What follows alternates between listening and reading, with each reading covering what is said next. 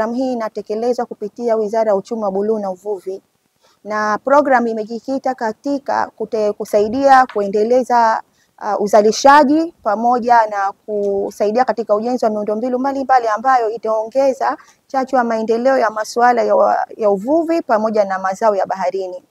Kwa hiyo katika sekta ya mwani kuna masuala mbalimbali ambayo program ilipanga kutekeleza, lakini mengine pia tayari yameshaanza kutekelezwa, ikiwemo kutolewa mafunzo pamoja na ujenzi wa miundombinu mbalimbali, ikiwa mojawapo ni hii maabara ya kuzalisha mbegu za mwani kwa kutumia taaluma ya Tissue Culture Laboratory.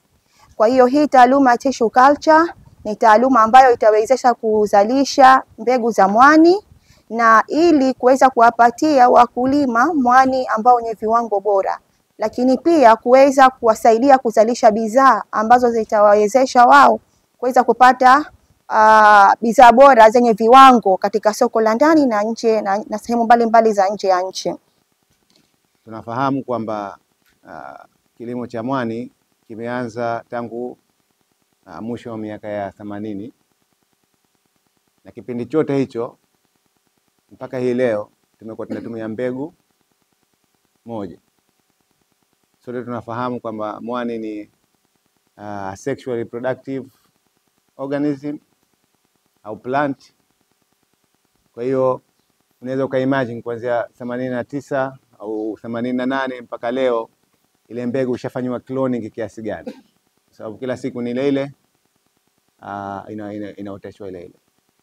Na tunafahamu pia sote kwamba kile ukifanya cloning maana nguvu za kitu kinapungua.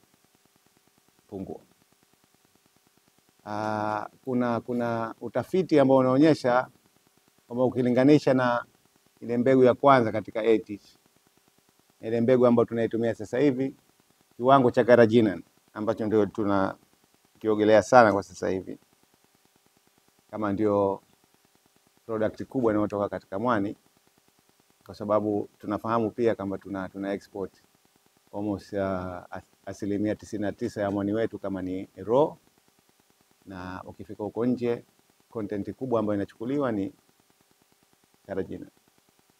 Ukilinganisha mbegu za mwanzo na mbegu za leo, unaweza kukuta kwamba kuna upungufu wa carrageenan kwa asilimia zisizopungua 80, kwa sababu walikuwa wanasema ilikuwa kama sio 80-50, ilikuwa kama 80 zamani, sasa hivi 30%. Kuna research zinaonyesha. Kwa hiyo ni wazi kwamba kama tunataka production ya mwani kwanza iendelee kuwa kubwa,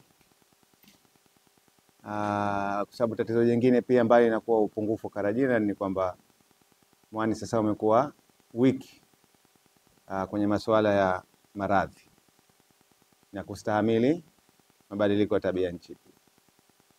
Kwa hiyo unaweza kuoteshwa na usiote, mbali ya kuwa ukiota una kiwango kidogo cha carrageenan. Na mipango ya serikali katika sera zake ni kuongeza production ya mwani kwa kiwango angalau cha mara 2 ya kile ambacho kinatokezea sasa hivi.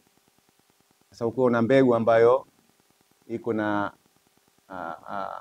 changamoto hizo ambazo tumezitaja, manake inawezekana ikawa hizi sera ni ndoto tu, lakini kuzirealize ikawa ni vigumu.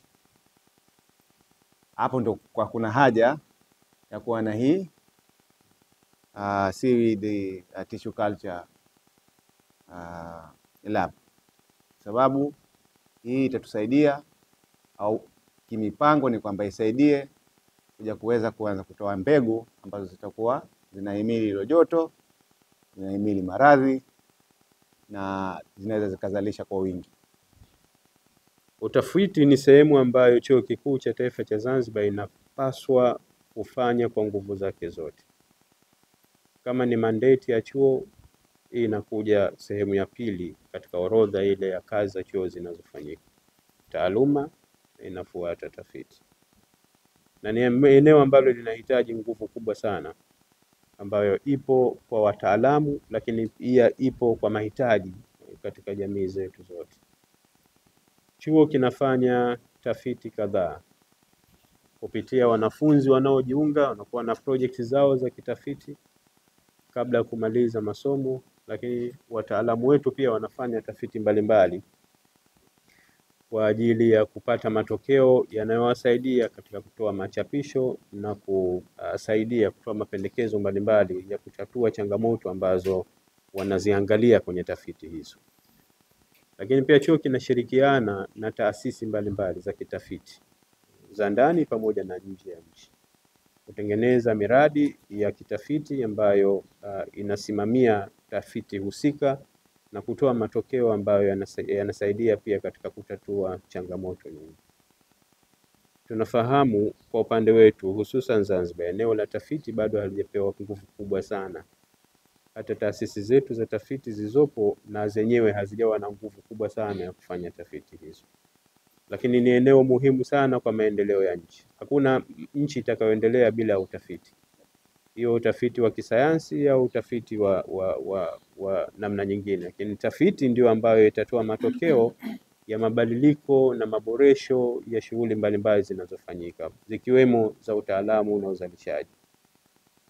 Chuo Kikuu kimeona haja ya kuongeza nguvu ya utafiti. MOU kama hiyo tulishasaini na wizara nyuma. Na leo tunapata fursa nyingine ya kuja kuongeza chachu ya kazi ambazo tunaenda kuzifanya. Kwa kwenda kupokea miundombinu na vifaa vipi ambavyo vitakwenda kufanya kazi ya tafiti na kuongeza ubora wa mbegu za mwani ambazo kwa sasa ni eneo ambalo tunaliangalia sana kwa ajili ya kuongeza tija ya nchi. Kama hawatakuwa na mbegu bora zilizofanyiwa utafiti na kuonekana kwamba hizi zitafaa na kuleta tija.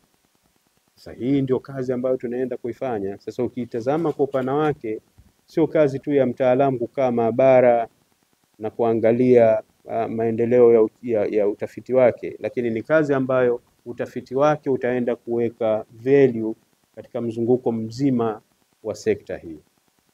Kwa tuna kazi kubwa sana ya kitaifa, tuibebe katika mazingira hayo. Na sisi ndio tutakuwa sehemu ya kupatikana malengo yale yaliyowekwa. Kwetu sisi mradi huu umekuja kuongeza sehemu ya utendaji. So, tayari tunayo na tuna vifaa kadhaa hapa ambavyo tunatumia kwa shughuli za kitafiti.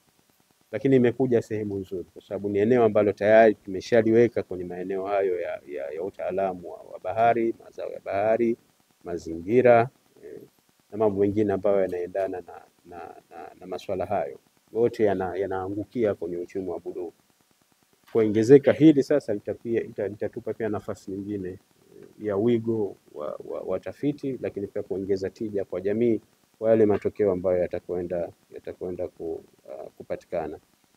Nishukuru sana naibu katibu kwa kuona umuhimu wa kushirikiana na Chuo Kikuu cha Taifa cha Zanzibar, na mimi nasema tu kwamba hatujapotea, tuko sehemu sahihi.